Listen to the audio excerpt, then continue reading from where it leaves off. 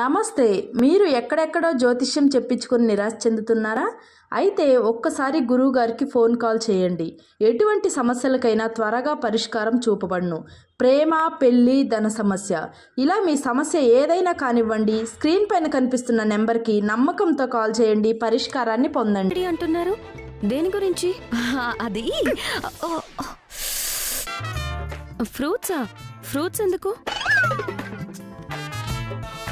అయినా నీకు అవసరమా? వెళ్ళి పని చూసుకోవచ్చు కదా. అన్నీ కావాలా నీకు? మరి అందరూ రెడీ రెడీ అన్నారు కదా. నువ్వు రెడీనా? ఓ ఎస్, నేను రెడీ. ఎక్కడి వెర్రి మొహాలు దొరికారు నా ప్రశ్న. నువ్వు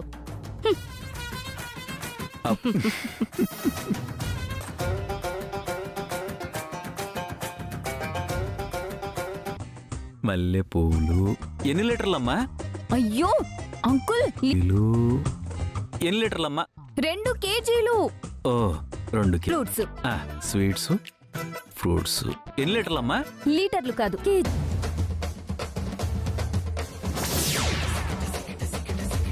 స్వప్నకు తెలుసు. స్వప్న, ఫ్లవర్స్ కావాలన్నారు. ఏదో ఉండడం ఏంటది? ఈసారి నేను బాబాయ్తో కూర్చొని నువ్వు కూడా అసలు విషయం మర్చిపోయా స్వప్న. అవును, డెకరేట్ చేసుకుని.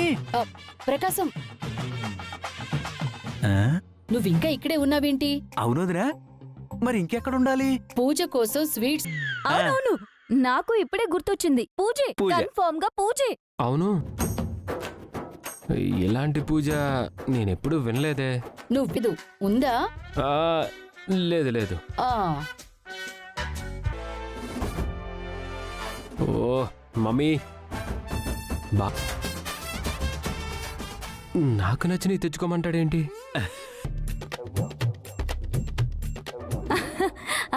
అదే నాలా మర్చిపోయి ఉంటుందిరా. ప్రకాశం, నువ్వు వెళ్తావా లేదా? వెళ్తున్నా వదినా. అందరూ విచిత్రంగా ప్రవర్తిస్తున్నారు. పూలేంటి, పళ్ళేంటి, స్వీట్లే ఏంటో ఈ వింత పూజలు. రేయ్, ఎక్కువ ఆలోచించు మాకు.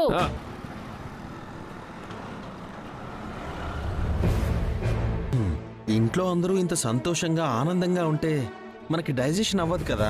ఆ కావ్యని అది చేస్తా ఇది చేస్తా విడగొడతా ఇంట్లో నుంచి తరిమేస్తానని చెప్పావు.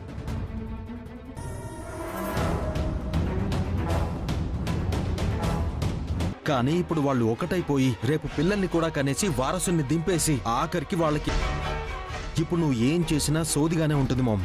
వాళ్ళు కలిసిపోతున్నారు. ఇప్పుడు మన జుట్టు ఆ కావ్య చేతిలో ఉంది. మనం తప్పు చేసామన్న చేస్తే తప్పు అవుతుంది. అదే ఈ ఇంట్లో మనిషి చేత చేయిస్తే అర్థం కాలేదు మామ్. చేయబోతుంది.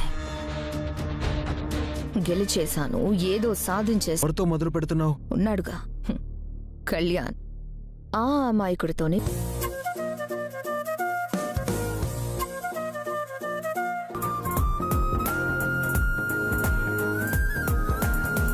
మరి అందంగా రెడీ అయి వచ్చి సిగ్గుపడుతూ తలుపుకి గడిపెట్టిందంటే నాకు భర్తగా విలువ ఇవ్వడం ఎప్పుడో మానేశావు. చూడు కళ్యాణ్, ఇంట్లో అన్ని సకుండాలు చెప్పు, మనం కూడా సంతోషంగా ఉందాం. ఇదే మాట నేను అలసిపోయాను నామిక. నిన్ను ప్రేమించి అలసిపోయాను. నర్చిపోయిన మొక్కలో చిగురుటాకులను వెతుకుతున్నావు. అది ఎప్పటికీ సాధ్యం కాదు. కానీ అది ఇద్దరి మధ్య ఉండాలి అంటే ఎంత కష్టమో నీకు తెలుసా? మా అన్నా వదినలు కలిసిపోయారు, సంతోషంగా ఉన్నారు అని చెప్పావు కదా. పుట్టుకున్న మొగుడు ఒక బిడ్డని తీసుకొచ్చి వీడు నాకు పుట్టిన కొడుకు అంటూ అందరి ముందు మా వదిన, అందరూ మా వదిన తనలో నుండి వచ్చినవాడు కాదు అని తెలిసిన తల్లిగా మారి ప్రేమని పంచింది. నమ్మడం అంటే. కానీ నువ్వేం చేసావు? చెయ్యని తప్పుకి పులిని చూసి నక్క వాతలు పెట్టుకుంటే వాతలేమి, నాతో పాటు ఇంట్లో అందరూ సంతోషిస్తారు.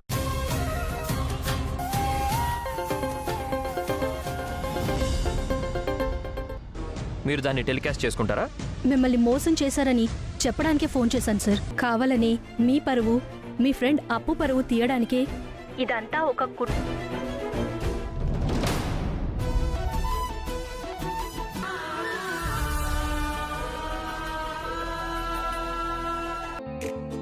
ఏంటో దొంగతనం చేసేవాళ్ళు కూడా ఇంత టెన్షన్ పడరేమో. అవును అవునమ్మా. యా, ఓ, ఇవన్నీ మా ధాన్యం చూసి అమ్మా నీకు బురుందిరా. మా ఆవిడ్ని చేసుకున్నాక నాకు ఏ కావ్య, ఎక్కడికి? మీ రూమ్ లో బాబు డైపర్స్ చీ. అవును, చీ. అలా ఎలా ఉంచుతాం? నేను మారుస్తాలే. చీ చీ చీ. ఏ నా మాట అంటే నీకు లెక్కలేదా? వెళ్ళు. అత్తయ్య మిమ్మల్ని ఎక్కడ ఆ వాసన నాకేమీ రావడం లేదే. ఏంటి మ్,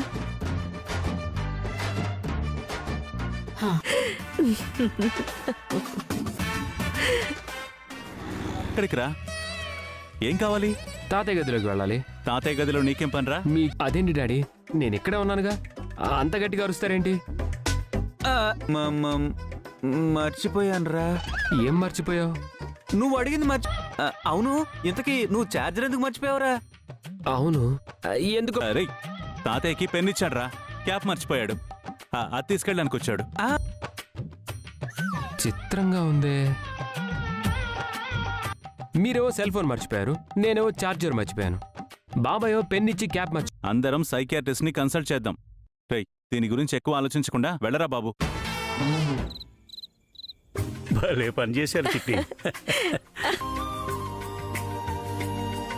ఇందాక నేను వెళ్ళింది మీ గదికే కదా. అయితే మీరేంటి ఇక్కడ? ఒకటే చలిగా ఉంది. అప్పుడు ఏసీ ఆఫ్ చేసుకుంటే సరిపోతుంది కదా. అప్పుడు ఒక్కటే ఇది మీ తాత కట్టించిన ఇల్లురా. ఎక్కడ కావాలంటే అక్కడ ఉంటాం. మీరు తాగేసి అక్కడికొచ్చి వద్దు, కళావతితో చెప్పాలనుకుంటే ఇలాగైందేంటబ్బా. వెళ్ళు. ఏంటండి మీరు ఏసీ లేకపోతే అసలు పడుకోరు. మీకు తెలియంది ఇంకొకటి ఉంది.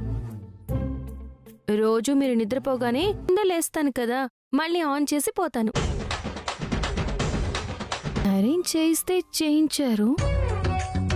పూల పక్క నువ్వే కావాలి.